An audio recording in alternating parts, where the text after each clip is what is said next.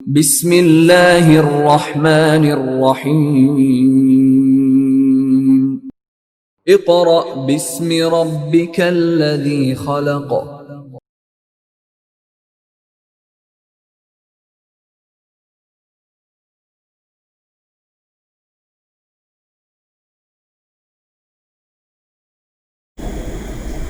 بسم اللہ الرحمن الرحیم۔ معزز والدین اور عزیز طلباء و طالبات، السلام علیکم۔ جماعت چہارم، آج ہم معاشرتی علوم کا باب نمبر 3 شروع کریں گے۔ سب سے پہلے اپنی معاشرتی علوم کی کتاب کا صفحہ نمبر 24 کھولیں۔ صفحہ نمبر 24، باب نمبر 3، جغرافیہ، ہماری زمین اور اس کے لوگ۔ اس سے پہلے 2 باب آپ کلاس میں پڑھ چکے ہیں۔ باب نمبر 3 کا کام PDF نوٹس میں آپ کو بھیجا جا چکا ہے۔ اسٹوڈنٹس، اس باب کو شروع کرنے سے پہلے میں آپ کو معاشرتی علوم کے بارے بتاؤں گی۔ معاشرتی علوم کسے کہا جاتا ہے؟ معاشرتی یعنی معاشرہ، علوم علم کی جمع یعنی معاشرے کا علم۔ سماج جہاں ہم مل کر رہتے ہیں اسے کیا کہا جاتا ہے؟ اسے معاشرہ کہا جاتا ہے، جسے ہم انگلش میں سوشل اسٹڈیز کہتے ہیں۔ سوشل مینس معاشرہ اور اسٹڈی مینس اسٹڈیز علوم یعنی معاشرے کا علم۔ باب نمبر 3، جغرافیہ۔ ہمارے باب کا کیا نام ہے؟ باب نمبر 3، جغرافیہ، ہماری زمین اور اس کے لوگ۔ جغرافیہ کسے کہتے ہیں؟ سب سے پہلے تو ہم جغرافیہ کے بارے جانیں گے کہ جغرافیہ کیا ہے۔ اسٹوڈنٹس، جغرافیہ یونانی زبان کا لفظ ہے۔ کون سی زبان کا لفظ ہے؟ یونانی زبان کا لفظ ہے، جس کے معنی ہے زمین کا علم یعنی زمین کا بیان۔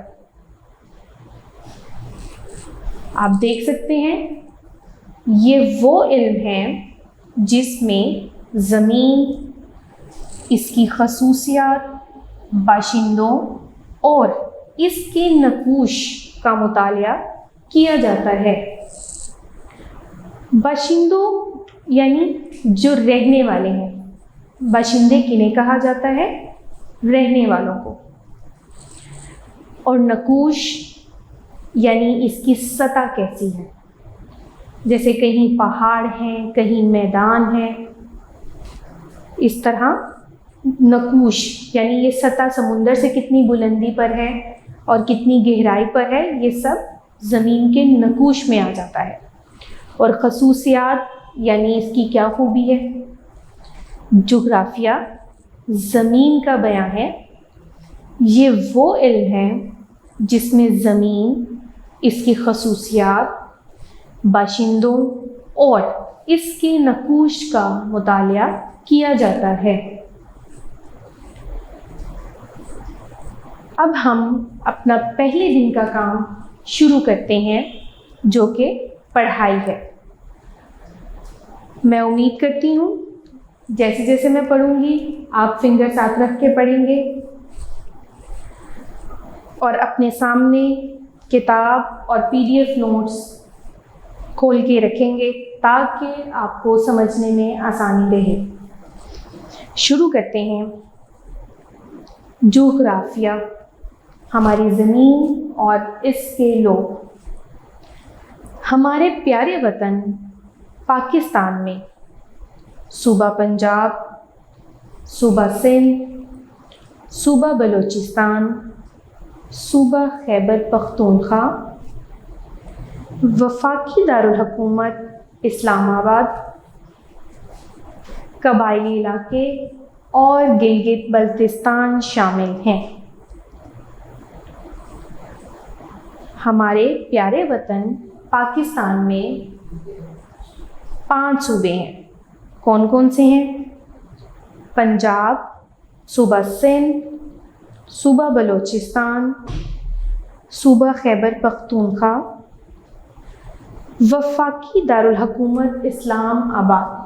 स्टूडेंट्स, इसे हम इस्लामाबाद कहते हैं, सही तलफ़ुज़ इस्लामाबाद है। वफाक कहते हैं मरकज़ को।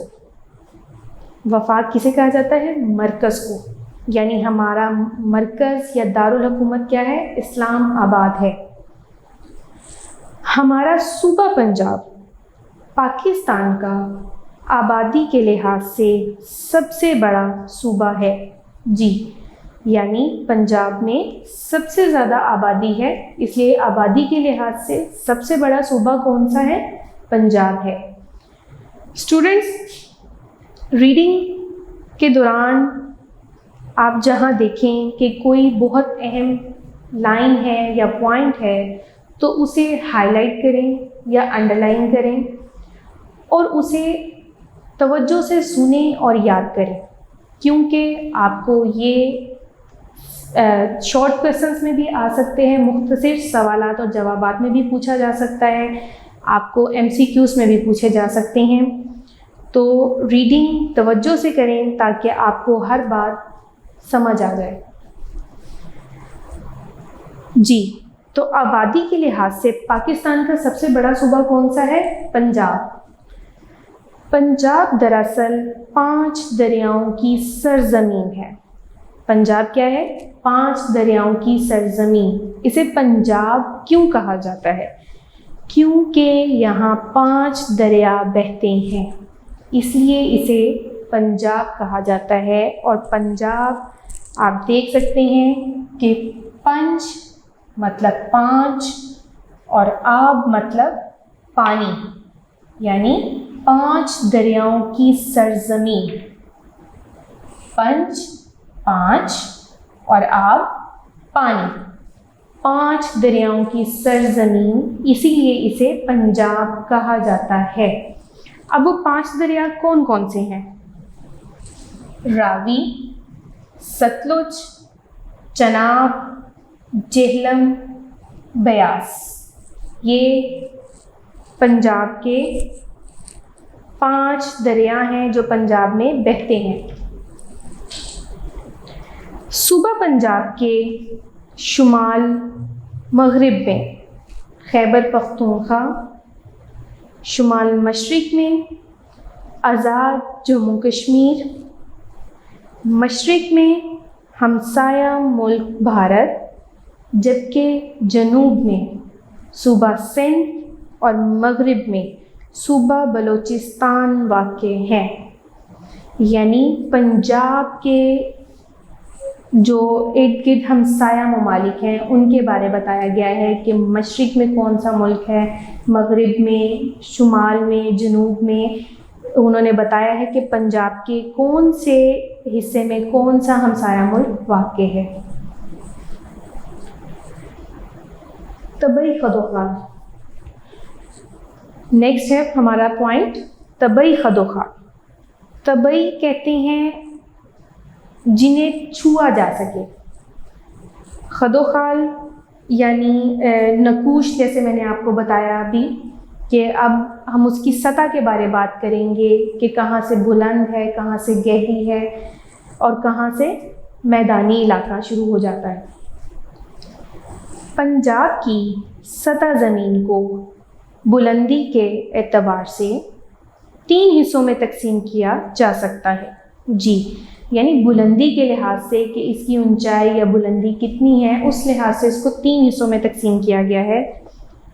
मैदान, सतह मुर्तफ़ा, पहाड़ और पहाड़ी इलाके। میدان آپ کو پتہ ہے ہموار یا پلین جگہ کو میدان کہا جاتا ہے. سطح مرتفع، مرتفع کہتے ہیں بلندی کو، مرتفع بلندی کو کہا جاتا ہے. یعنی ایک ہوتے ہیں پہاڑوں کی بلندی اور ایک ہے چھوٹی پہاڑیاں یا ٹیلے، اتنی بلندی کو سطح مرتفع کہا جاتا ہے. اور تھرڈ کیا ہے؟ پہاڑ اور پہاڑی علاقے. اونچائی کے اعتبار سے سب سے کم بلند میدان، ان سے اونچے علاقے سطح مرتفع، جبکہ زیادہ بلند مقامات کو پہاڑ یا پہاڑی علاقے کہا جاتا ہے. جی یہاں پر انہوں نے ایکسپلین کیا ہے کہ جو کم بلند ہیں وہ میدان ہیں، جو تھوڑے سے اونچے ہیں جیسے چھوٹی پہاڑیاں ہوتی ہیں وہ سطح مرتفع ہیں، اور جو بہت بلند پہاڑ ہیں، جو بہت بلند مقامات ہیں، انہیں پہاڑ یا پہاڑی علاقے کہا جاتا ہے. چنانچہ اس لحاظ سے پنجاب کے 3 حصے ہیں. نمبر 1 پہاڑی علاقے، نمبر 2 سطح مرتفع پوٹھوہار، نمبر 3 میدانی علاقہ. جی نمبر 1 پہاڑی علاقے. اب پہاڑی علاقے کنہیں کہا جاتا ہے؟ پتھریلی اور بلند سطح زمین پہاڑ کہلاتی ہے. جی پہاڑ تو یقیناً سب بچوں نے ہی دیکھے ہوں گے، تو آپ کو پتہ ہوگا پہاڑی علاقہ کیسا ہوتا ہے. اگر آپ اسلام آباد کی طرف جائیں یا مری دیکھا ہو آپ نے تو آپ کو پہاڑی علاقے کا پتہ ہوگا. پہاڑ بہت اونچے اور ڈھلانوں والے علاقے ہوتے ہیں.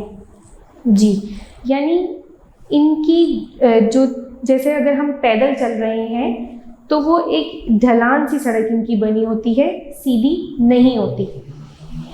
صوبہ پنجاب کے پہاڑی علاقوں کو 2 حصوں میں تقسیم کیا جا سکتا ہے. جی پہلے سطح کے لحاظ سے پنجاب کو 3 حصوں میں تقسیم کیا گیا تھا، پہاڑی علاقے، سطح مرتفع اور میدانی علاقوں میں.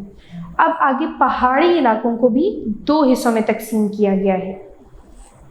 ایک شمالی پہاڑی علاقہ، نمبر 2 مغربی پہاڑی علاقہ. یعنی ایک پہاڑی سلسلہ شمال کی جانب ہے اور دوسرا مغرب کی جانب ہے. شمالی پہاڑی علاقہ صوبے کے شمالی حصے میں ہمالیہ پہاڑ کے کچھ سلسلے ہیں. یہ اسلام آباد سے تقریباً 55 کلومیٹر کے فاصلے پر ہیں اور مری کے پہاڑ کہلاتے ہیں. جی تو اب مری کے پہاڑ کون سے ہیں؟ مری میں کون سے پہاڑی سلسلے ہیں؟ ہمالیہ کے. ان کی بلندی سطح سمندر سے 2 سے 3 ہزار میٹر ہے. ان میں سے ضلع راولپنڈی کی تحصیل کہوٹہ کے پہاڑ کم بلند ہیں. تحصیل مری کے پہاڑ زیادہ بلند ہیں اور وہیں مری کا شہر ہے. اونچائی کی وجہ سے وہاں گرمیوں میں بھی ٹھنڈ ہوتی ہے. جولائی اور اگست کے مہینوں میں قریباً روزانہ بارش ہوتی ہے. سردیوں کے موسم میں وہاں خوب برف پڑتی ہے. گھروں کی چھتیں، پہاڑوں کی چوٹیاں اور زمین برف سے سفید ہو جاتی ہیں. اسٹوڈنٹس انہوں نے ہمیں بتایا کہ شمالی حصے میں ہمالیہ پہاڑ کے کچھ سلسلے ہیں جنہیں مری کے پہاڑ کہا جاتا ہے. یعنی اب آپ سے شارٹ کویسچنس میں یہ پوچھا جا سکتا ہے کہ مری کے پہاڑی سلسلے کون سے ہیں. تو ہمیں جیسے کہ ہم نے ابھی ریڈنگ میں پڑھا کہ ہمالیہ پہاڑ کے کچھ سلسلے ہیں اور یہ سطح سمندر سے 2 سے 3 ہزار میٹر بلند ہیں. لیکن جو ضلع راولپنڈی کی تحصیل کہوٹہ ہے وہاں کے پہاڑ مری کے پہاڑوں کی نسبت کم بلند ہیں. تحصیل مری کے پہاڑ زیادہ بلند ہیں اور وہیں مری کا شہر بھی ہے. اونچائی کی وجہ سے وہاں گرمیوں میں بھی ٹھنڈ ہوتی ہے. جی جیسے جیسے ہم بلندی کی طرف جاتے ہیں درجہ حرارت کم ہونا شروع ہو جاتا ہے۔ اگر آپ لاہور سے اسلام آباد کی طرف جائیں تو آپ دیکھیں آہستہ آہستہ ہم بلندی کی طرف جانا شروع ہو جاتے ہیں، اور پھر آگے اسلام آباد سے اگر آپ مری کی طرف جائیں تو یہ سلسلہ اور بلند ہو جاتا ہے، یعنی اور بلندی کی طرف ہم چلے جاتے ہیں۔ اور جیسے آپ کو بتایا کہ بلندی کی طرف جائیں تو درجہ حرارت کم ہو جاتا ہے، تو اس لیے ان علاقوں میں گرمیوں میں بھی ٹھنڈ ہوتی ہے۔ جولائی اور اگست کے مہینوں میں قریباً روزانہ بارش ہوتی ہے۔ سردیوں کے موسم میں وہاں خوب برف پڑتی ہے، کیونکہ اگر آپ دیکھیں کہ گرمیوں میں ہی وہاں ٹھنڈ ہوتی ہے تو سردیوں کے موسم میں تو پھر برف باری ہوتی ہے۔ آگے ہے صفحہ نمبر 26۔ ہم نے ابھی شمالی پہاڑی علاقہ پڑھا، اب ہم پڑھیں گے مغربی پہاڑی علاقہ۔ صوبہ پنجاب کے مغرب میں کوہ سلیمان کا کچھ حصہ ہے۔ کوہ سلیمان بھی ایک پہاڑی سلسلہ ہے۔ یہ پہاڑی سلسلہ شمال سے جنوب کی طرف پھیلا ہوا ہے۔ ہمارے صوبے میں ان پہاڑوں کی بلندی 1000 میٹر تک ہے۔ یہ سب خشک پہاڑ ہیں۔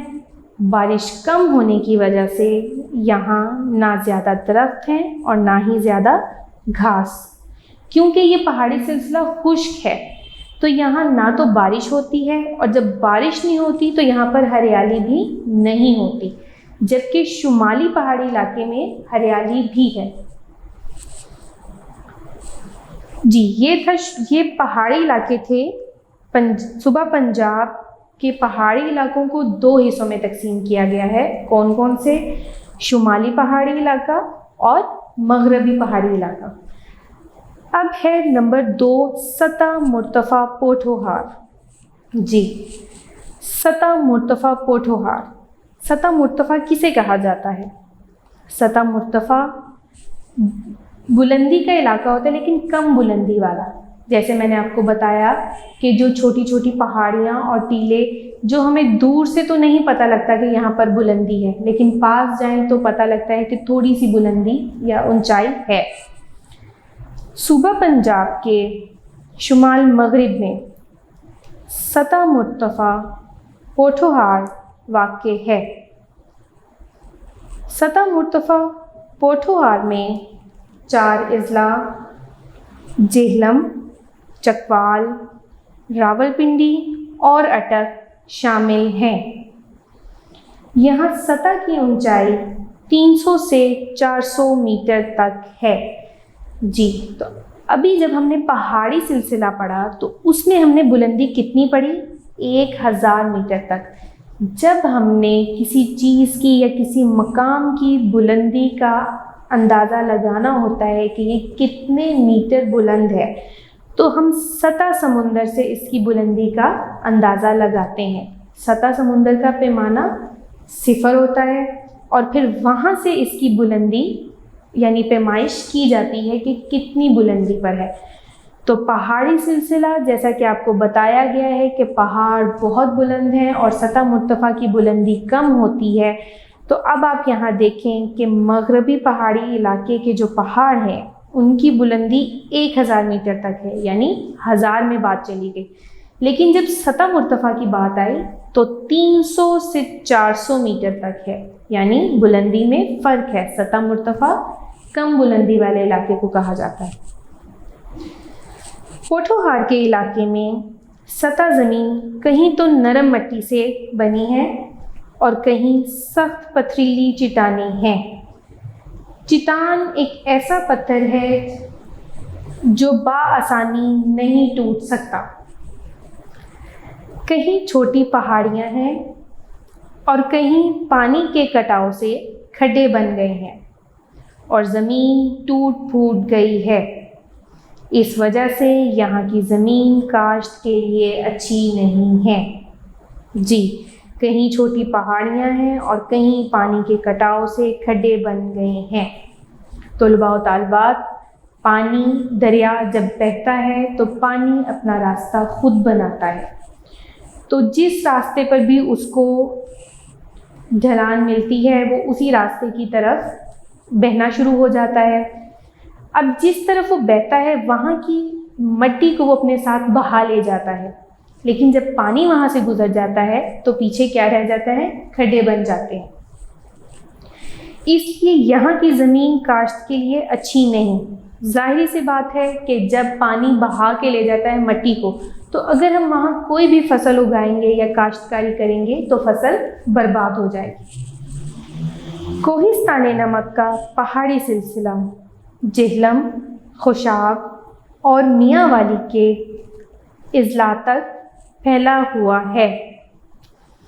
دنیا کی سب سے بڑی نمک کی کان اسی پہاڑی سلسلے میں واقع ہے۔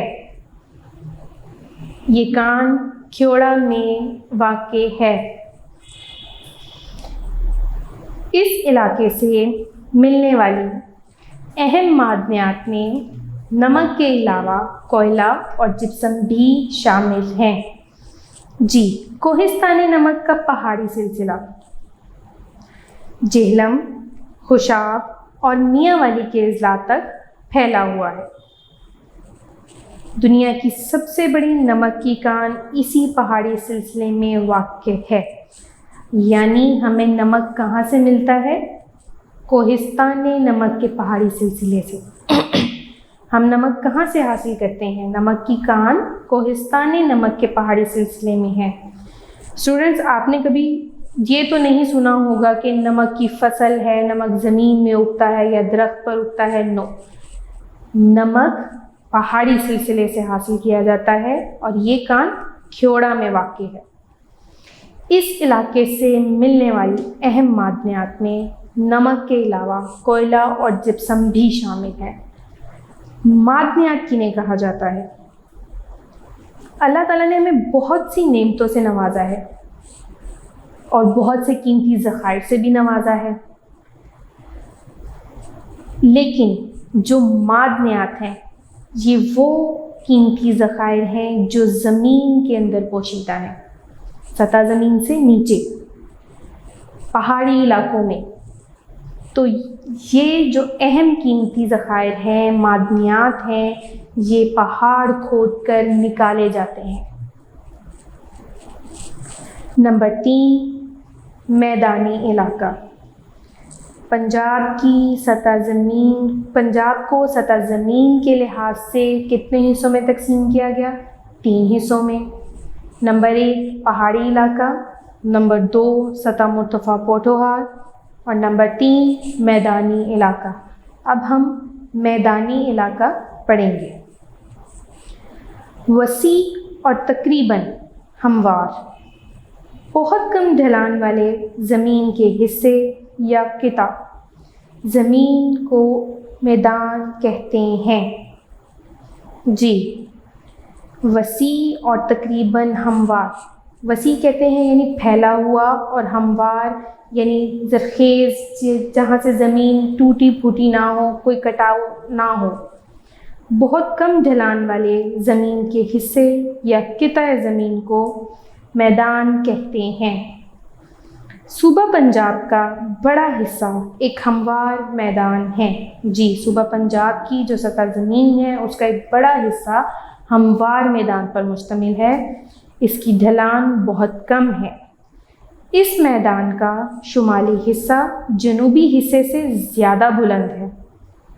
اس میدان کا جو شمالی حصہ ہے وہ جنوبی حصے کی نسبت بلند ہے۔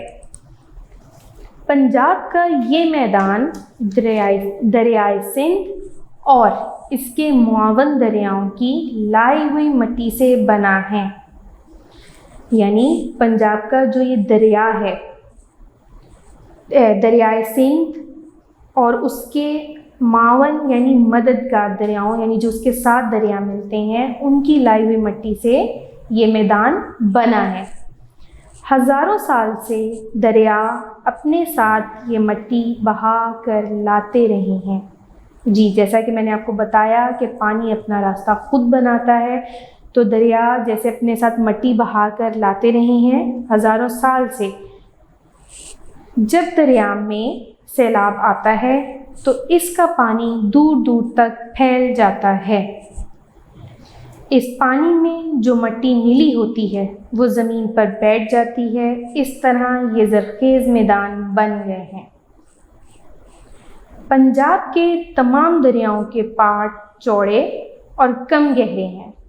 پاٹ کہتے ہیں چوڑائی کو، یعنی یہ چوڑے اور کم گہرے ہیں۔ ڈھلان کم ہونے کی وجہ سے دریا میدانی علاقے میں آہستہ آہستہ بل کھاتے ہوئے بہتے ہیں۔ گرمیوں میں پہاڑوں پر برف پگھلنے اور برسات کے دنوں میں زیادہ بارش ہونے سے ان میں اتنا پانی آ جاتا ہے کہ پانی کناروں سے اکثر باہر نکل آتا ہے۔ جی، پنجاب کے دریاؤں کے جو پاٹ ہیں وہ چوڑے اور کم گہرے ہوتے ہیں، کیونکہ یہاں پر ڈھلان کم ہوتی ہے تو یہ میدانی علاقے میں آہستہ آہستہ بل کھاتے ہوئے بہتے ہیں۔ اور گرمیوں میں کیونکہ پہاڑوں پر برف جب پگھلتی ہے اور برسات کے دنوں میں زیادہ بارش ہوتی ہے تو ان میں اتنا پانی آ جاتا ہے کہ پانی کناروں سے باہر نکل آتا ہے۔ جی اسٹوڈنٹس، ہمارا پہلے دن کا کام مکمل ہوتا ہے۔ جی اسٹوڈنٹس، اب ہم اپنا دوسرے دن کا کام شروع کریں گے۔ اپنی کتاب کا صفحہ نمبر 27 کھولیں۔ صفحہ نمبر 27، دو آبا۔ ہمارا ٹاپک کیا ہے؟ دو آبا۔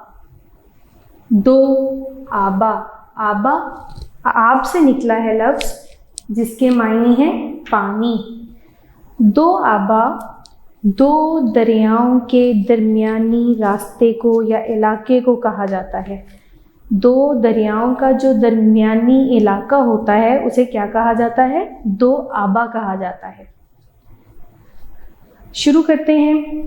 دو دریاؤں کے درمیانی علاقے کو دو آبا کہتے ہیں۔ صوبہ پنجاب میں کئی دو آبیں ہیں۔ باری دو آب کے علاقے کے ایک طرف دریائے راوی بہتا ہے اور دوسری طرف دریائے بیاس اور ستلج ہیں۔ یعنی ایک طرف دریائے راوی ہے اور دوسری طرف کون سے دریا ہیں؟ بیاس اور ستلج۔ تو ان دونوں دریاؤں کا جو درمیانی علاقہ ہے وہ کون سا دو آب ہے؟ باری دو آب۔ کون سا دو آب ہے؟ باری دو آب۔ باری دو آب کے ایک طرف دریائے راوی ہے اور دوسری طرف دریائے بیاس اور ستلج۔ اسی طرح دریائے راوی اور دریائے چناب کے درمیان رچنا دو آبا ہے۔ کون سا دو آبا ہے؟ رچنا دو آبا ہے۔ آپ سے شارٹ آنسر کوسچنز میں یا MCQs میں پوچھا جا سکتا ہے کہ رچنا دو آبا کن دو دریاؤں کے درمیان ہے، یا دریائے راوی اور دریائے چناب کے درمیان کون سا دو آبا ہے۔ اسی طرح باقی تمام جتنے بھی دو آبیں ہیں یا دریا ہیں ان کے بارے پوچھا جا سکتا ہے۔ اسی لیے توجہ سے سنیں تاکہ اگر اس میں سے کوئی شارٹ کوسچن یا MCQs آئے تو آپ کو معلوم ہو۔ آگے ہے جی، دریائے چناب اور دریائے جہلم کے درمیان چج دو آبا ہے۔ کون سا دو آبا ہے؟ چج دو آبا۔ چج دو آبا۔ دریائے جہلم اور دریائے سندھ کے درمیان سندھ ساگر دو آبا ہے۔ یہ آخری دو آبا بہت وسیع اور ریتلا ہے۔ یہ علاقہ تھل بھی کہلاتا ہے۔ تھل کے علاقے میں دور دور تک ریت ہی ریت ہے۔ جن علاقوں میں نہریں پہنچ گئی ہیں وہاں پر کاشتکاری بھی ہو رہی ہے۔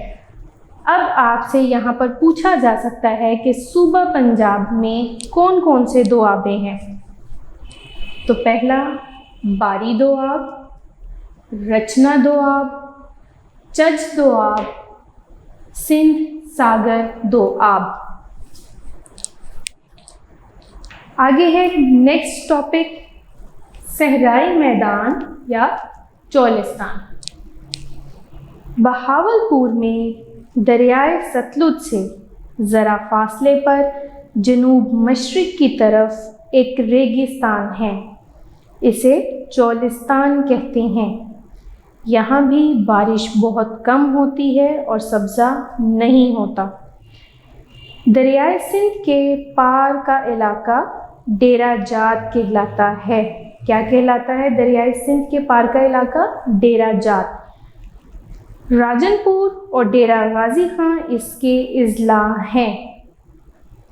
یعنی بہاولپور میں دریائے ستلج سے ذرا فاصلے پر ایک ریگستان ہے، اسے چولستان کہتے ہیں کیونکہ ریگستان ہے، یہاں پر بارش کم ہوتی ہے تو سبزہ بھی نہیں ہوتا۔ اور دریائے سندھ کے پار کا علاقہ کیا کہلاتا ہے؟ ڈیرہ جات کہلاتا ہے۔ آگے صفحہ نمبر 28 پر آئیں۔ صفحہ نمبر 28 پہ ہمارا ٹاپک ہے آبادی۔ کیا ٹاپک ہے؟ آبادی۔ آبادی کسے کہا جاتا ہے؟ کسی بھی جگہ پر رہنے والے لوگوں کی تعداد کو کیا کہا جاتا ہے؟ آبادی کہا جاتا ہے۔ جیسے اگر آپ کے گھر میں 7 افراد ہیں، 8 ہیں یا 10 ہیں، جتنے بھی افراد ہیں آپ کے گھر میں موجود، تو وہ آپ کے گھر کی آبادی ہے، چاہے اس میں بچے ہیں، بڑے ہیں، بوڑھے ہیں، جوان ہیں، وہ سب کی تعداد جو ہے کیا ہے؟ آبادی ہے۔ اسی طرح محلے میں کتنے لوگ رہتے ہیں، کتنے خاندان ہیں، بڑے سے چھوٹے تک تمام افراد کو جب گنیں ان کی تعداد آبادی ہے۔ کسی ملک، علاقے یا جگہ پر آباد لوگوں کی تعداد کو آبادی کہتے ہیں۔ اب یہاں آپ سے پوچھا جا سکتا ہے کہ آبادی کسے کہتے ہیں، یا یہ بھی پوچھا جا سکتا ہے کہ کسی ملک، علاقے یا جگہ پر آباد لوگوں کی تعداد کو کیا کہتے ہیں؟ تو کیا کہتے ہیں؟ آبادی کہتے ہیں۔ اگر آپ کے گھر میں 7 افراد رہتے ہیں تو آپ کے گھر کی آبادی 7 افراد پر مشتمل ہوگی۔ ایک گاؤں کی آبادی چند سو اور ایک شہر کی آبادی ہزاروں یا لاکھوں لوگوں پر مشتمل ہو سکتی ہے۔ یعنی گاؤں میں سینکڑوں کے حساب سے ہوتی ہے آبادی، اور شہر میں ہزاروں یا لاکھوں کی تعداد میں ہو سکتی ہے۔ 1981 میں صوبہ پنجاب کی کل آبادی 4,72,00,000 تھی، جبکہ 1998 میں یہ بڑھ کر 7,36,00,000 تک پہنچ گئی۔ یعنی 1981 میں 4 کروڑ تک تھی اور پھر 1998 میں 7,36,00,000 ہو گئی کہ آبادی بڑھ گئی۔ صوبہ پنجاب کی موجودہ آبادی 10 کروڑ سے زائد ہے۔ جی، اس ٹائم جو آبادی ہے، موجودہ آبادی یعنی پریزنٹ میں اس وقت جو آبادی ہے وہ 10 کروڑ سے زیادہ ہے، اور آبادی بڑھنے کی شرح تقریباً 2% سالانہ ہے، یعنی ہر سال 2% آبادی بڑھتی ہے۔ اس آبادی میں مرد، عورتیں، بچے اور بوڑھے سب شامل ہیں۔ گھر کے بڑے اور جوان لوگ کام کرتے اور کماتے ہیں، اس طرح وہ اپنے بچوں کی پرورش کرتے ہیں اور گھر کے بوڑھے لوگوں کی ذمہ داری اٹھاتے ہیں۔ جی، تو جو گھر کے بڑے اور جوان لوگ ہیں، جیسے آپ کے بڑے بھائی ہو گئے، آپ کے والد ہو گئے، وہ کام کاج یعنی دفتر جاتے ہیں اور اپنے کاروبار پر جاتے ہیں، اس ذریعے سے وہ کماتے ہیں، اور جب وہ کماتے ہیں تو آپ کے گھر والوں کی بنیادی ضروریات، خواہشات، اور اس کے علاوہ گھر میں جو بزرگ ہیں ان کی جو ضروریات ہیں ان کا خیال رکھتے ہیں۔ اگلا ہمارا ٹاپک ہے مردم شماری۔ کیا ہے؟ مردم شماری۔ مردم شماری کہتے ہیں افراد کی گنتی کو۔ مردم شماری کسے کہتے ہیں؟ افراد کی گنتی کو، یعنی کسی جگہ پر کتنے لوگ ہیں، محلے میں ہیں تو کتنے لوگ ہیں، یہ نہیں کہ ایک محلے میں 4 خاندان ہیں یا 8 خاندان ہیں، ہر خاندان کے اندر کتنے افراد موجود ہیں۔ یعنی اگر آپ کے گھر میں 8 افراد ہیں تو آپ کے گھر کے 8 لوگ، نیبرز میں، ہمسایوں میں اگر 10 ہیں تو ان کے گھر کے 10 لوگ، اسی طرح باقی بھی محلے میں بچے، بڑے، بوڑھے، جوان سب کو شامل کر کے سب کی تعداد کو اکٹھا کر کے مردم شماری کی جاتی ہے، یعنی افراد کی گنتی۔ کسی علاقے میں آباد لوگوں کی ضروریات کا انتظام کرنے کے لیے ضروری ہے کہ یہ پتہ چلایا جائے کہ وہاں کتنے لوگ آباد ہیں۔ کسی بھی گاؤں، شہر، صوبے یا ملک میں ترقیاتی منصوبوں کا دار و مدار اس علاقے کی آبادی پر ہوتا ہے۔ آبادی کے بارے میں جاننے کے لیے جو طریقہ اختیار کیا جاتا ہے اسے مردم شماری کہتے ہیں۔ اب یہاں آپ سے پوچھا جا سکتا ہے کہ مردم شماری کسے کہتے ہیں، یا پھر آبادی کے بارے میں جاننے کے لیے جو طریقہ اختیار کیا جاتا ہے اسے کیا کہتے ہیں؟ مردم شماری۔ مردم شماری کے ذریعے نہ صرف ہر گھر میں رہنے والے افراد کی صحیح تعداد معلوم کی جاتی ہے، بلکہ ان کی عمر، تعلیم اور پیشے وغیرہ کے بارے میں معلومات اکٹھی کی جاتی ہیں۔ اس طرح مردم شماری کے نتیجہ میں حاصل ہونے والی معلومات کو بنیاد بنا کر حکومت مستقبل کے لیے منصوبہ بندی کرتی ہے۔ جی، مردم شماری میں صرف افراد کی گنتی یہ نہیں کی جاتی کہ کتنے لوگ ہیں، ایک گھر میں 8 افراد ہیں، 10 ہیں، 12 ہیں، 14 ہیں، نہیں، بلکہ ان کی عمر، یعنی بڑے کتنے ہیں، بوڑھے کتنے ہیں، جوان کتنے سال کا ہے، بچہ کتنے سال کا ہے، اور پھر ان کی تعلیم کہ کتنی تعلیم انہوں نے حاصل کی ہے، پڑھنے والے کون سی کلاس میں پڑھ رہے ہیں، جنہوں نے پڑھ لیا ہے ان کی تعلیم کیا ہے، اگر کما رہے ہیں تو ان کا پیشہ کیا ہے، ہر چیز کے بارے میں معلومات لی جاتی ہیں۔ تاکہ کیوں لی جاتی ہیں؟ تاکہ مستقبل کے لیے منصوبہ بندی کی جائے۔ مستقبل کے لیے منصوبہ بندی یعنی پلاننگ کی جائے کہ پتہ ہوگا کہ اس گھر میں اتنے افراد ہیں، بچے اتنی عمر کے ہیں، بڑے اتنے ہیں، بزرگ اتنے ہیں، تو اسی کو مد نظر رکھتے ہوئے حکومت منصوبہ بندی یعنی پلاننگ کرتی ہے۔ اگلا ہمارا ٹاپک ہے صوبہ پنجاب کے زیادہ اور کم آبادی والے علاقے۔ کیا ہے؟ صوبہ پنجاب کے زیادہ اور کم آبادی والے علاقے، یعنی صوبہ پنجاب کے کون سے علاقوں میں آبادی زیادہ ہے اور کس میں کم؟ جی پڑھتے ہیں۔ صوبہ پنجاب میں آبادی کی تقسیم ہر جگہ یکساں نہیں، یعنی ہر علاقے میں آبادی ایک جیسی نہیں ہے۔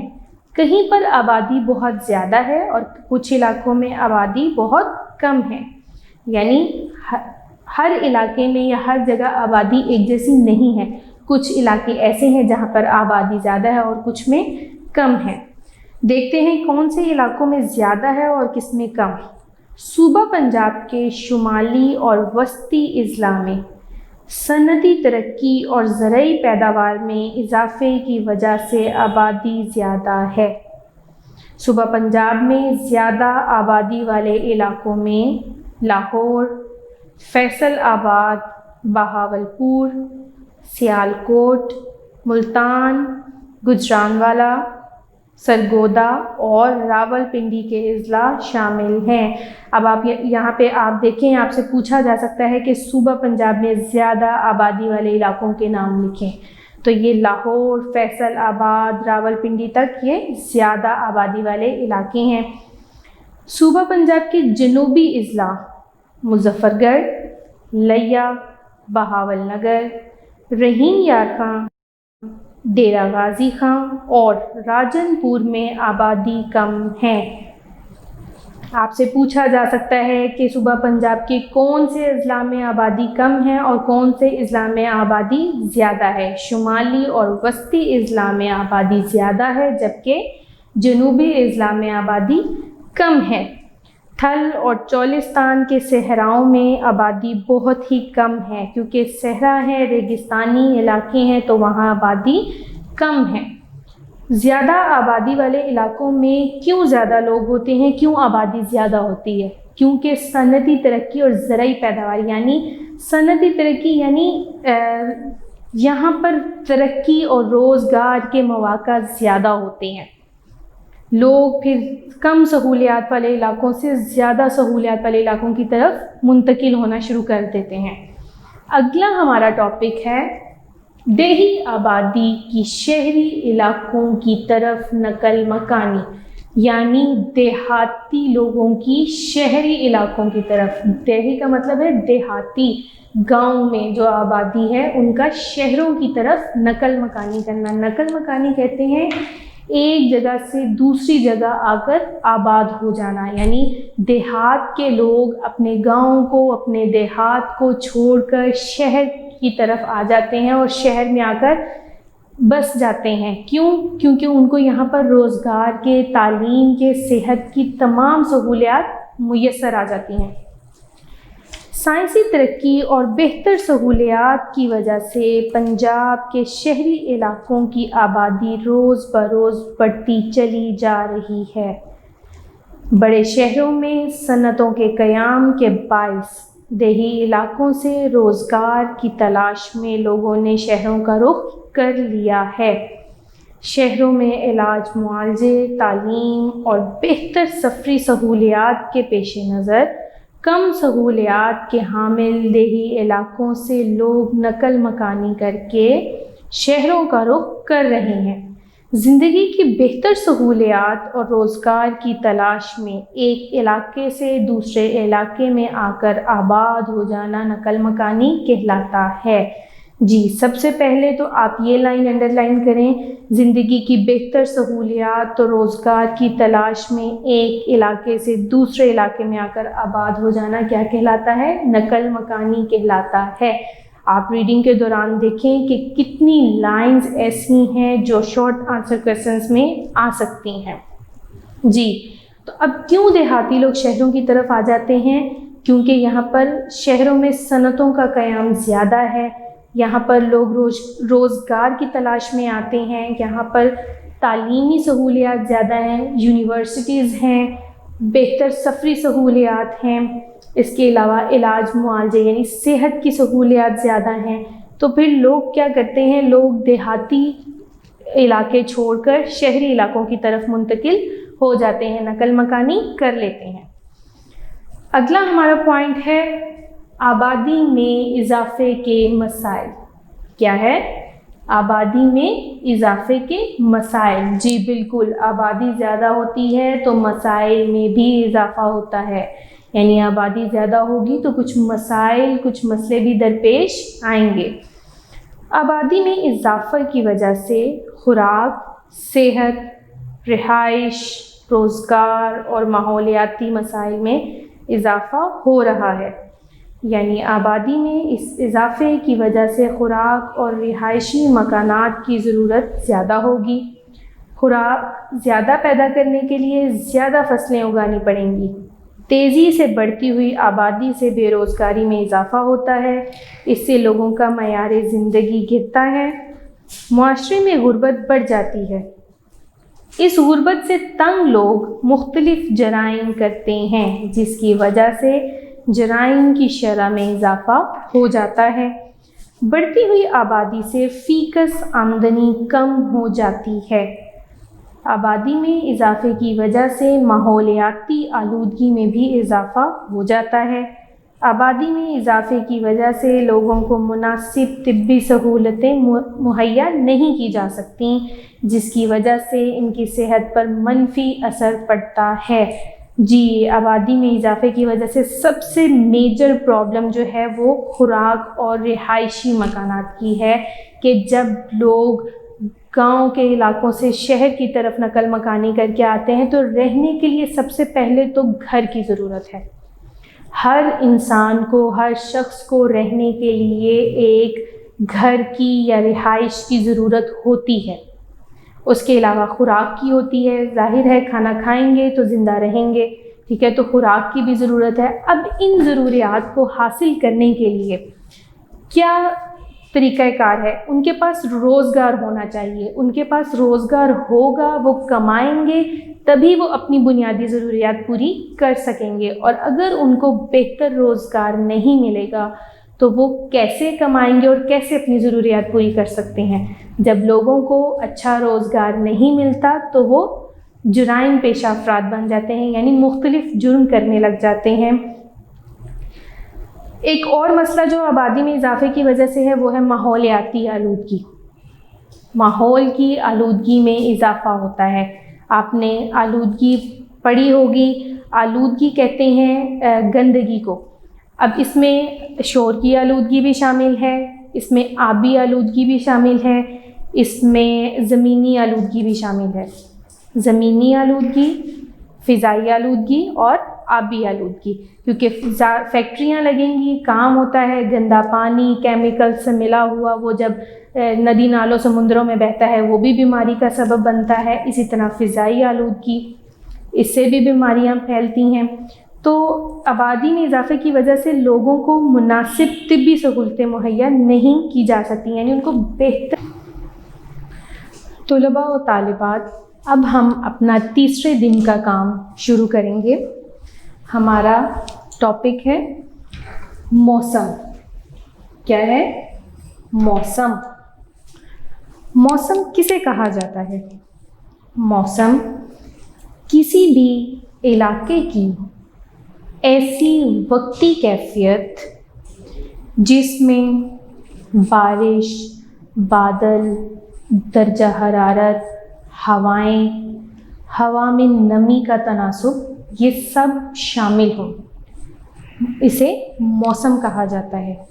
لیکن موسم وقتی کیفیت ہے، یعنی تھوڑے عرصے کے لیے۔ جیسے آپ دیکھیں کہ صبح کے وقت موسم کچھ اور ہے، سورج سر پر ہوتا ہے، تو سورج کی شعاعیں جب ڈائریکٹ زمین پر پڑتی ہیں تو گرمی کی شدت زیادہ ہوتی ہے، لیکن جیسے جیسے سورج غروب ہوتا ہے، شام کا وقت ہونا شروع ہو جاتا ہے، تو اس گرمی کی شدت میں کمی آنا شروع ہو جاتی ہے۔ اس کو موسم کہا جاتا ہے۔ کبھی ایک دم بادل آ جاتے ہیں، بارش شروع ہو جاتی ہے، لیکن تھوڑی دیر بعد بارش ختم ہو جاتی ہے اور موسم ویسے ہی دھوپ نکل آتی ہے، گرمی ہو جاتی ہے، تو یہ موسم ہے۔ موسم ریڈیو، ٹیلی ویژن اور اخبار وغیرہ پر روزانہ موسم کا حال بتایا جاتا ہے۔ اس اطلاع میں درجہ حرارت، ہوا میں نمی کا تناسب، ہوا کا دباؤ، نیز ہواؤں اور بادلوں کی کیفیت اور بارش وغیرہ کا حال بیان کیا جاتا ہے۔ ہم اکثر ریڈیو یا ٹیلی ویژن پر خبروں میں سنتے ہیں کہ پنجاب کے اکثر شہروں میں موسم گرم رہے گا یا مری کے علاقے میں بارش یا برف باری ہوگی۔ کسی علاقے کی وقتی فضائی کیفیت کو موسم کہتے ہیں۔ یہ مختصر عرصہ چند گھنٹوں سے لے کر چند دنوں تک ہو سکتا ہے۔ موسم دنوں کے ساتھ تبدیل ہوتا ہے۔ کسی خاص وقت میں موسم کے حال کا اندازہ موسمی عناصر کی مدد سے لگایا جا سکتا ہے، اس لیے ان موسمی عناصر کو جاننا بہت ضروری ہے۔ جی، جیسا کہ میں نے آپ کو بتایا کہ موسم کسے کہا جاتا ہے؟ وقتی فضائی کیفیت کو۔ موسم کسی علاقے کی جو وقتی کیفیت ہے کہ کبھی گرمی ہو جاتی ہے، کبھی موسم تھوڑی سی ہوائیں چلنے لگ جاتی ہیں، کبھی بادل آ جاتے ہیں، بارش ہو جاتی ہے اور پھر بارش ختم ہو تو دوبارہ گرمی ہو جاتی ہے۔ اب ہمیں کیسے پتہ چلتا ہے کہ کہیں موسم گرم رہے گا، کہیں برف باری ہوگی، بارش ہوگی؟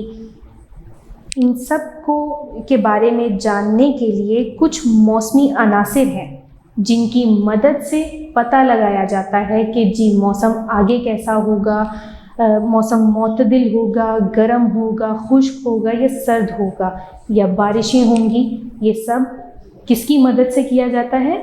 موسمی عناصر کی مدد سے۔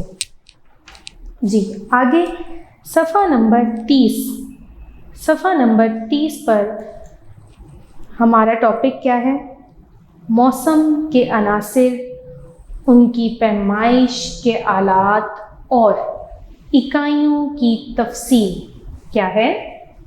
मौसम के अनासिर, इनकी पैमाइश के आलात और इकाइयों की तफसील, यानी मौसम के बारे में जानने के लिए कुछ मौसमी अनासिर हैं जिनकी मदद से पता लगाया जाता है कि मौसम कब कैसा रहेगा।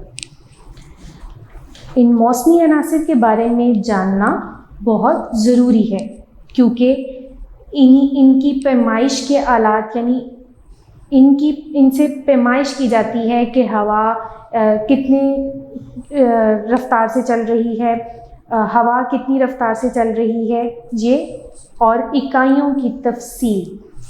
मौसम दरअसल 5 अनासिर से मिलकर बनता है। जी, मौसम किससे मिलकर बनता है? 5 अनासिर से। अब वो 5 अनासिर कौन कौन से हैं? नंबर 1, दर्जा हरारत। नंबर 1, दर्जा हरारत। नंबर 2, बारिश।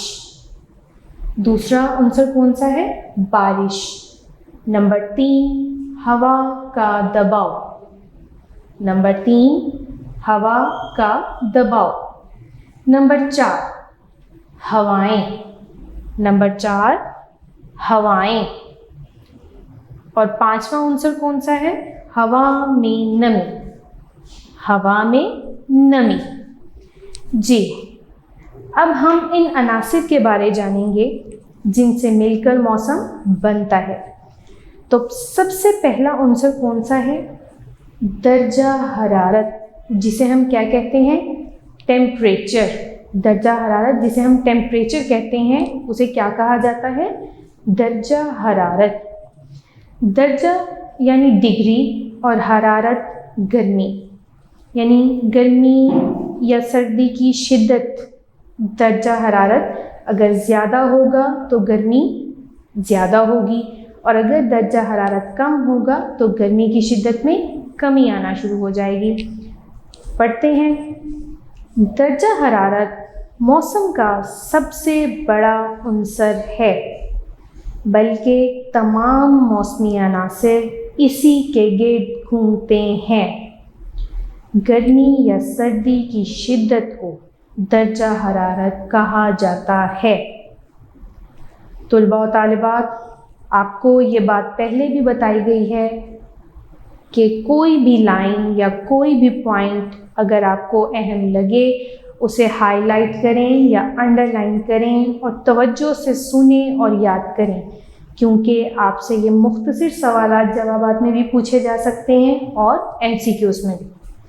गर्मी या सर्दी की शिद्दत को दर्जा हरारत कहा जाता है। अब यहाँ आपसे सवाल पूछा जा सकता है कि दर्जा हरारत किसे कहा जाता है? तो गर्मी या सर्दी की शिद्दत को दर्जा हरारत कहा जाता है। दर्जा हरारत से पता चलता है कि कोई चीज़ या मौसम कितना गर्म या सर्द है। ज़्यादा गरमाइश वाली चीज़ या मौसम का दर्जा हरारत ज़्यादा, और कम गरमाइश ठंडक वाली चीज़ या मौसम का दर्जा हरारत कम होता है। दर्जा हरारत नापने के लिए एक आला इस्तेमाल होता है जिसे क्या कहा जाता है? थर्मामीटर। दर्जा हरारत नापने का जो आला है वो कौन सा है? थर्मामीटर। और सेंटीग्रेड, फ़ारेनहीट और केल्विन दर्जा हरारत को मापने की इकाइयाँ हैं। दर्जा हरारत मापने की इकाइयाँ कौन कौन सी हैं? सेंटीग्रेड, फ़ारेनहीट और केल्विन। आपसे पूछा जा सकता है कि दर्जा हरारत नापने का आला कौन सा है? तो थर्मामीटर है। और दर्जा हरारत मापने की इकाइयाँ कौन कौन सी हैं? Centigrade, Fahrenheit, kelvin. जी, दर्जा हरारत गर्मी की हिद्दत और सर्दी की शिद्दत को दर्जा हरारत कहा जाता है। آپ دیکھ رہے ہیں تصویر میں سامنے ایک تھرمامیٹر بنایا گیا ہے. اب اس تھرمامیٹر میں انہوں نے، میں یہاں آپ کو تھوڑا سا ایکسپلین کر دیتی ہوں. ایک تھرمامیٹر انہوں نے بنایا ہے. اس تھرمامیٹر میں انہوں نے درجے بھی لکھے ہیں. اکثر آپ نے دیکھا ہوگا کہ گھر میں کسی کو بخار ہو جائے تو کس کی مدد سے چیک کیا جاتا ہے؟ تھرمامیٹر کی مدد سے ہی چیک کیا جاتا ہے. اب جیسے یہاں پر 100, 90, 80, 70, 60, 50, 40, 30, 20, 10 اور پھر 0. اب 0 کے بعد آپ دیکھیں کہ مائنس میں درجہ حرارت شروع ہو جاتا ہے. -10, -20, -30 اس طرح درجہ حرارت ظاہر کیا جا رہا ہے. اب یہ ہے تھرمامیٹر. اب یہاں آپ دیکھیں کہ اگر درجہ حرارت زیادہ ہوگا، یعنی 0 سے اوپر کی طرف جا رہا ہے، اگر ہم اس کو 50 تک لے جائیں، یہ درجہ حرارت کو اگر ہم 50 تک لے جائیں تو ہمیں پتہ ہے کہ درجہ حرارت زیادہ ہو رہا ہے. تھرمامیٹر میں اگر 0 سے اوپر درجہ حرارت جا رہا ہے تو اس کا مطلب ہے کہ درجہ حرارت زیادہ ہے، یعنی جیسے جیسے درجہ حرارت زیادہ ہوتا جائے گا گرمی کی حدت میں اضافہ ہوتا جائے گا، گرمی بڑھتی چلی جائے گی. لیکن اگر ہم 0 سے نیچے کی طرف آئیں، اگر ہم یہ مائنس والے پوائنٹس کی طرف آنا شروع کریں تو درجہ حرارت کم ہونا شروع ہو جاتا ہے. درجہ حرارت کم ہو رہا ہوتا ہے، یعنی گرمی کم ہو جاتی ہے اور سردی میں اضافہ ہو جاتا ہے. درجہ حرارت ناپنے کے لیے ایک آلہ استعمال ہوتا ہے جسے تھرمامیٹر کہا جاتا ہے. جی، تھرمامیٹر آپ کی بک میں سامنے تصویر بنائی گئی ہوئی ہے تھرمامیٹر کی، اسے تھرمامیٹر کہا جاتا ہے. اور درجہ حرارت کو ماپنے کی اکائیاں کون کون سی ہیں؟ سینٹی گریڈ، فارنہائٹ اور کیلوین درجہ حرارت کو ماپنے کی اکائیاں ہیں. جی، یہ تو تھا پہلا عنصر. اب دوسرا عنصر کون سا ہے؟ بارش. موسم کا دوسرا عنصر کون سا ہے؟ بارش. بادلوں سے زمین کی سطح پر پانی کے قطروں کا گرنا بارش کہلاتا ہے. سمندروں، دریاؤں اور جھیلوں کی سطح سے پانی بخارات بن کر اوپر کی طرف اٹھتا ہے. ان آبی بخارات سے بادل بنتے ہیں. یہ بادل بارش کا باعث بنتے ہیں. بارش زراعت اور پودوں کے لیے زندگی کی حیثیت رکھتی ہے.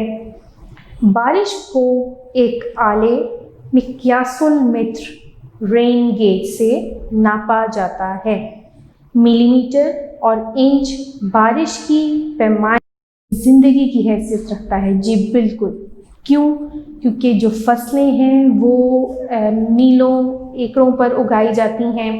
اب اگر ان کو نہروں سے یا ندی نالوں سے پانی نہ دیا جائے، لیکن زمین کی زرخیزی کے لیے انہیں زیادہ مقدار میں پانی چاہیے ہوتا ہے، تو اگر بارش نہ ہو، ان فصلوں کو پانی نہ ملے تو کیا ہوتا ہے؟ فصلیں تباہ ہو جاتی ہیں، فصلوں کو نقصان پہنچتا ہے. آپ نے کبھی غور کیا ہوگا، اگر آپ نے کبھی سنا ہو خبروں میں کہ کبھی بہت زیادہ طوفانی بارشیں آئیں تو تب بھی فصلوں کو نقصان ہو جاتا ہے، اور اگر بارش نہ ہو اور فصلوں کو پانی نہ ملے تو بھی فصل تباہ ہو جاتی ہے. اسی لیے بارش زراعت اور پودوں کے لیے زندگی کی حیثیت رکھتی ہے. بارش کو ایک آلے مقیاس المتر سے ناپا جاتا ہے. بارش کو ناپنے کا آلہ کون سا ہے؟ مقیاس المتر. اور بارش کو ماپنے کی اکائیاں کون کون سی ہیں؟ ملی میٹر اور انچ. اکثر کہا جاتا ہے کہ اس علاقے میں اتنے ملی میٹر بارش ہوئی، کیسے پتہ چلتا ہے؟ جی، مقیاس المتر ایک آلہ ہے، اس کی مدد سے پتہ چلایا جاتا ہے۔ اب کیسے پتہ چلایا جاتا ہے کہ یہ ایک بیکر ہوتا ہے، بیکر نما بنایا لیا جاتا ہے آلہ، یہ مختلف علاقوں میں رکھ دیا جاتا ہے۔ جیسے آپ سنتے ہوں گے کہ سمن آباد میں اتنے ملی میٹر بارش ہوئی اور گلشن راوی میں اتنے ملی میٹر بارش ہوئی، تو کس کی مدد سے یہ پتہ لگایا جاتا ہے؟ مقیاس المتر کی مدد سے۔ آپ اپنے بک میں جو تصویر دی گئی ہے اس میں دیکھ سکتے ہیں کہ ایک بیکر بنایا گیا ہوا ہے۔ میں آپ کو یہاں پر بھی تھوڑا ایکسپلین کر دیتی ہوں۔ آپ یہ دیکھ سکتے ہیں۔ جی، اب اس کو مختلف علاقوں پر رکھا جاتا ہے تاکہ بارش کی پیمائش کا اندازہ لگایا جا سکے کہ کتنے ملی میٹر کون سے علاقے میں کتنے ملی میٹر تک بارش ہوئی ہے۔ اب اگر صرف یہ نیچے بیکر کو رکھ دیا جائے تو بارش کے پانی جو ہے وہ تیزی سے اندر جانا شروع ہو جائے گا، جس کی وجہ سے اندازہ نہیں لگایا جا سکتا، کیونکہ جب وہ کھلا برتن ہوگا تو بارش تو تیزی سے اندر جائے گی اور وہ فوراً بھر جائے گا۔ لیکن جب اس کے اندر یہ فنل لگایا جاتا ہے، کیوں لگایا جاتا ہے؟ کیونکہ بارش کے قطرے ایک ایک کر کے اندر جائیں گے تو پتہ لگے گا کہ کتنے ملی میٹر بارش ہوئی ہے۔ بارش کو ایک آلے مقیاس المتر رین گیج سے ناپا جاتا ہے۔ کس سے ناپا جاتا ہے؟ مقیاس المتر۔ اور بارش ماپنے کی اکائیاں کون کون سی ہیں؟ ملی میٹر اور انچ۔ یہ تھا دوسرا اہم عنصر۔ اب ہے تیسرا عنصر، کون سا ہے؟ ہوا کا دباؤ۔ موسم کا تیسرا عنصر کون سا ہے؟ ہوا کا دباؤ۔ ہوا کا دباؤ۔ جی، ہوا کا اپنا وزن ہوتا ہے۔ جی، کسی جگہ پر ہوا کا یہ وزن ہوا کا دباؤ کہلاتا ہے۔ جیسے جیسے بلندی بڑھتی جائے گی، ہوا کا دباؤ کم ہوتا چلا جاتا ہے۔ ہوا کا دباؤ ناپنے کے لیے ایک آلہ مقیاس البار بیرومیٹر استعمال ہوتا ہے۔ ملی بار ہوا کے دباؤ کو ناپنے کی اکائی ہے۔ سب سے پہلے تو ہوا کیا ہے؟ ہوا مختلف گیسوں کا مجموعہ ہے۔ ہوا مختلف گیسوں کا مجموعہ ہے۔ یہ وہ قوت ہے جو گیسوں کی وجہ سے کسی سطح پر اثر انداز ہوتی ہے، یعنی ہر چیز جو ہے اس میں ہوا کا دباؤ ہے، ہوا وزن رکھتی ہے۔ کوئی بھی چیز یا کوئی بھی جگہ ایسی نہیں ہے جہاں پر ہوا نہ ہو، ہوا ہر جگہ ہوتی ہے۔ جیسے جیسے بلندی بڑھتی جائے گی، ہوا کا دباؤ کم ہوتا چلا جائے گا۔ جی، ہوا کے دباؤ کا اندازہ سطح سمندر سے ہی لگایا جاتا ہے۔ ہوا کا دباؤ ناپنے کے لیے ایک آلہ مقیاس البار یعنی بیرومیٹر استعمال کیا جاتا ہے۔ کون سا؟ مقیاس البار۔ ہوا کا دباؤ کس آلے سے ناپا جاتا ہے؟ مقیاس البار۔ اور اس کو ماپنے کی اکائی کیا ہے؟ ملی بار۔ ہوا کے دباؤ کو ماپنے کی اکائی کون سی ہے؟ ملی بار۔ جی،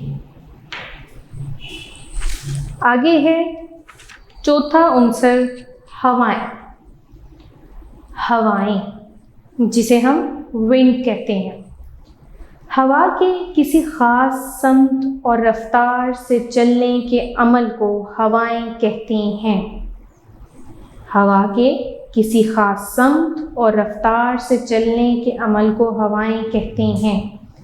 ہوائیں زیادہ دباؤ والے علاقے سے کم دباؤ والے علاقے کی جانب چلتی ہیں۔ ہوا اس وقت تک چلتی رہتی ہے جب تک دونوں مقامات پر ہوا کا دباؤ برابر نہیں ہو جاتا۔ ہوا کی سمت کا اندازہ باد نما ونڈ وین سے لگایا جاتا ہے۔ ہوا کی رفتار ناپنے کا آلہ باد پیما اینیمومیٹر کہلاتا ہے۔ ہوا کی رفتار کی اکائی کلومیٹر فی گھنٹہ ہے۔ جی، ہوا کسی خاص سمت اور رفتار سے چلنے کے عمل کو کیا کہا جاتا ہے؟ ہوائیں کہا جاتا ہے۔ اب ہوا زیادہ دباؤ والے علاقے سے کم دباؤ والے علاقے کی طرف چلتی ہیں اور تب تک چلتی رہتی ہیں جب تک دونوں مقامات پر ہوا کا دباؤ برابر نہیں ہو جاتا۔ اب سطح سمندر کے پاس ہوا کا دباؤ زیادہ ہوتا ہے، لیکن جیسے جیسے اوپر کی طرف چلتے جائیں گے تو ہوا کا دباؤ کم ہونا شروع ہو جاتا ہے۔ ہوا کی سمت کا اور ہوا تب تک چلتی رہتی ہے جب تک دونوں مقامات پر، یعنی اگر ایک طرف ہوا کا دباؤ زیادہ ہے اور دوسری طرف کم ہے تو ہوا تب تک چلتی رہے گی جب تک دونوں جگہوں پر، دونوں مقامات پر ہوا کا دباؤ ایک جیسا نہیں ہو جاتا۔ ہوا چلتی رہتی ہے، دونوں مقامات پر ہوا کا دباؤ برابر ہو تو پھر رکتی ہے۔ ہوا کی سمت کا اندازہ یعنی ہوا کس رخ پر چل رہی ہے، ہوا کی سمت کا اندازہ باد نما ونڈ وین سے لگایا جاتا ہے، یعنی کہ ہوا کس رخ پر چل رہی ہے، کون سے علاقے سے کس علاقے کی طرف چل رہی ہے، اس کا اندازہ کس سے لگایا جاتا ہے؟ ونڈ وین، باد نما سے۔ لیکن ہوا کی رفتار کو کس سے ناپا جاتا ہے؟ وہ آلہ کون سا ہے؟ باد پیما اینیمومیٹر، اور ہوا کی رفتار کی اکائی کلومیٹر فی گھنٹہ ہے۔ ہوا کی رفتار کی اکائی کون سی ہے؟ کلومیٹر فی گھنٹہ۔ یعنی آپ نے اکثر سنا ہوگا کہ ہوائیں چل رہی ہیں اور کتنے کلومیٹر فی گھنٹہ کی رفتار سے چل رہی ہیں، یہ کس کی مدد سے معلوم کیا جاتا ہے؟ یہ باد پیما ایک آلہ ہے، باد پیما، اس کی مدد سے معلوم کیا جاتا ہے۔ جی، آخری عنصر ہے ہوا میں نمی۔ موسم کا پانچواں عنصر کون سا ہے؟ ہوا میں نمی۔ ہوا میں نمی جسے ہیومیڈیٹی بھی کہا جاتا ہے۔ ہوا میں پانی کی موجودگی کو نمی یا رطوبت کہا جاتا ہے۔ زیادہ بارش والے علاقوں اور سمندر کے قریب علاقوں میں ہوا میں نمی کا تناسب زیادہ ہوتا ہے۔ سمندر سے دور اور خشک علاقوں میں ہوا میں نمی کا تناسب کم ہوتا ہے۔ ہوا میں نمی کی مقدار کو معلوم کرنے کے لیے ایک آلہ ہائیگرومیٹر استعمال ہوتا ہے۔ جی، ہوا میں پانی کی موجودگی کو نمی یا رطوبت کہا جاتا ہے۔ رطوبت یعنی مائع، نمی کو ہی کہا جاتا ہے۔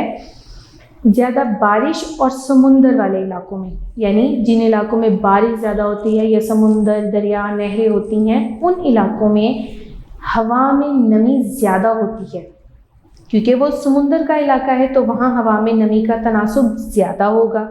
لیکن جو علاقے دور ہیں سمندر سے اور خشک ہیں، جو علاقے خشک ہیں اور دور ہیں سمندر سے، ان میں نمی، ہوا میں نمی کا تناسب کم ہو جاتا ہے۔ جیسے ایک موسم ہوتا ہے جسے ہم ہبس کہتے ہیں، اس میں نمی، وہ موسم ایسا ہے جس میں ہوا میں نمی کا تناسب زیادہ ہوتا ہے۔ اس موسم میں ہوا میں نمی کا تناسب زیادہ ہوتا ہے۔ ہوا میں موجود آبی بخارات نمی کا باعث بنتے ہیں، یعنی کپڑے جو ہم نے سوکھنے کے لیے لٹکائے ہوتے ہیں ان میں جو پانی ہوتا ہے وہ آبی بخارات کی شکل اختیار کر لیتا ہے، اور پھر بارشوں کا پانی اور اس کے علاوہ سمندروں، جھیلوں، دریاؤں کا پانی، یہ سب جب آبی بخارات بن کر اڑتے ہیں تو یہ ہوا میں نمی کی وجہ بنتے ہیں۔ آبی بخارات درجہ حرارت کو کنٹرول کرتے ہیں۔ جتنا زیادہ درجہ حرارت ہوگا ہوا میں نمی کا تناسب زیادہ ہوتا جائے گا۔ ٹھیک ہے، اور اسی طرح ہوا میں نمی کی مقدار کو معلوم کرنے کے لیے ایک آلہ ہائیگرومیٹر استعمال کیا جاتا ہے۔ کون سا؟ ہائیگرومیٹر۔ اب اس ٹاپک میں آپ سے مختصر سوالات میں پوچھا جا سکتا ہے کہ درجہ حرارت ماپنے کا آلہ کون سا ہے۔ سب سے پہلے تو آپ سے 5 عناصر ہی پوچھے جا سکتے ہیں کہ موسم کے 5 عناصر کون کون سے ہیں۔ درجہ حرارت، بارش، ہوا کا دباؤ، ہوائیں، ہوا میں نمی۔ پھر آگے ان کو ناپنے کے آلے اور ناپنے کی اکائیاں بھی پوچھی جا سکتی ہیں۔ جی، ہمارا موسم کے عناصر کا ٹاپک ختم ہوا ہے۔ اسٹوڈنٹس، ہمارا تیسرے دن کا کام مکمل ہو گیا ہے۔